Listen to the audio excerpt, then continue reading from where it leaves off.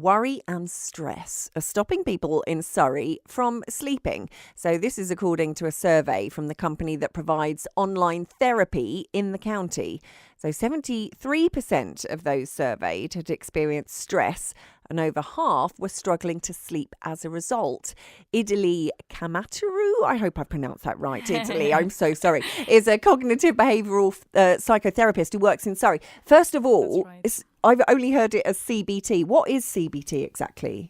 So CBT stands for Cognitive Behavioral Therapy, and based on research, at the moment it's the most effective therapeutic approach in treating anxiety and depression. And how is that done exactly? So it helps people manage difficult feelings like stress by working on unhelpful thinking patterns as well as behaviors. So as a therapeutic approach is goal-oriented and it's also present and future-oriented. So rather than talking a lot about the past, we look at how people can achieve their goals in their future.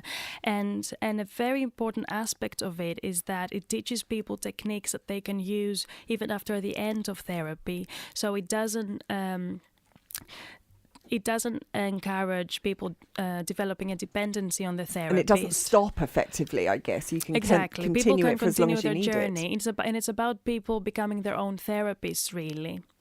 And so you've surveyed people under 35 for this, and they're the ones that are found to be experiencing stress. So why do you think we're seeing such increased levels in stress in young people? I feel it's because modern societies really push for independence and autonomy. So we end up developing really high expectations of ourselves, that we need to be able to manage everything on our own without asking for help.